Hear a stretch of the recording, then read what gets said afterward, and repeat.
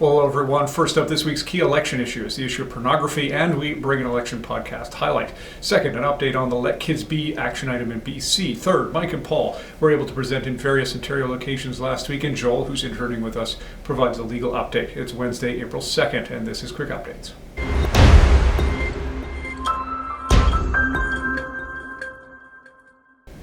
So the federal election enters its second week, and with it our second election podcast.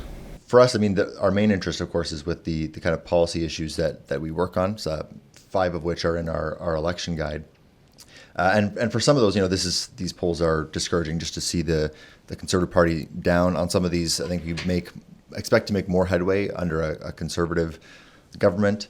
But on others, it seems like there's probably room for engagement, for progress, even if the Liberals were to form a minority or majority government, right? So we did see bills, for example, related to pornography, right? Age verification that had cross-party support. So there's definitely policy files where I think we could see meaningful support for bills in another parliament. Whereas on other things, hate speech law, for example, might be a tougher battle if the Liberals or some kind of more left coalition controls parliament.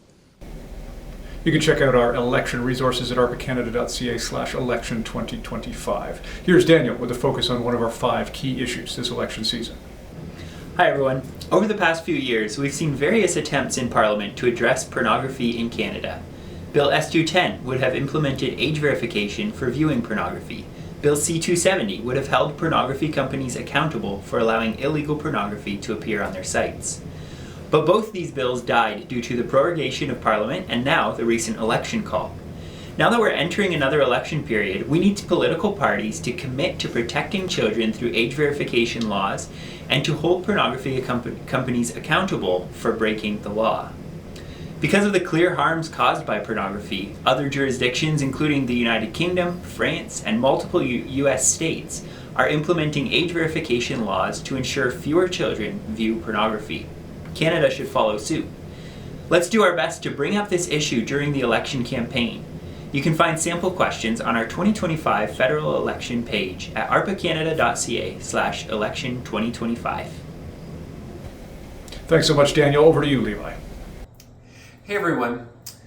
Ever since Alberta last year announced its suite of policies that was going to be pushed back on medical transitioning for minors, we've been trying to expand that to other provinces. And that's why right here in BC, we were encouraging you over the last few weeks and few months to order postcards to send to our provincial MLAs, urging them to end medical transitions for minors. And we're so thrilled that 65 of you stepped up to the plate, sending 870 postcards to our provincial MLAs.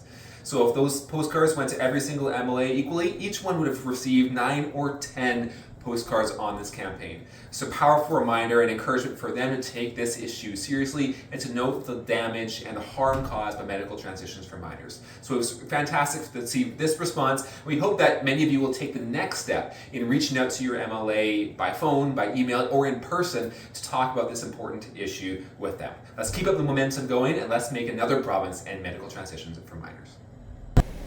Thanks so much, Levi. Mike was in Brampton last week. Hey everyone, it's Mike here. We're at the Grace Canadian Reformed Church in Brampton. We just finished the presentation this evening. We're very grateful that the people came this evening. We had switched the locations last minute, but I'm here with Pastor Eric. You're the pastor here. You followed the work of ARPA for many years. Mm-hmm. Get the opportunity to attend some presentations. What's a takeaway for you after tonight? I think the ARPA is more relevant than ever as our country becomes a place that's not so easy for Christians to live in. And euthanasia, which is the topic for tonight, was incredibly relevant.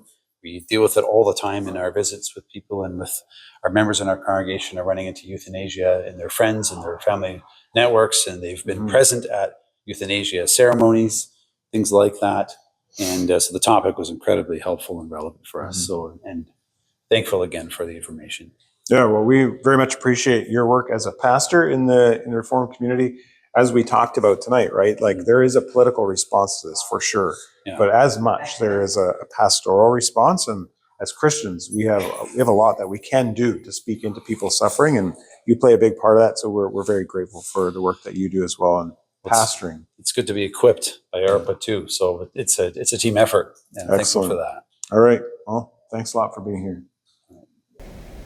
Thanks very much, Mike. Our legal intern, Joel, brings a legal update this week. Last week, I watched the court hearing in the case of Zaki and the University of Manitoba. Zaki, a medical student, was expelled for unprofessionalism after posting an anti-abortion essay containing some controversial arguments and analogies. Though Zaki initially won a court challenge requiring the university to revisit his expulsion through a fairer process, the university upheld his expulsion, forcing Zaki back to court. Zaki's lawyers argue that the university's decision was biased, driven by opposition to Zaki's pro-life stance. They highlighted how the university misrepresented his beliefs, pressured him to change his views, and dismissed his apologies. This case raises critical questions about professionalism, freedom of expression, and freedom of conscience in education. Zaki's case is significant, and we hope the freedom of both students and medical professionals will be preserved. Thanks so much, Joel. That's it for quick updates this week. Thanks to you for watching. Please do like, share, and subscribe, and we'll see you next week.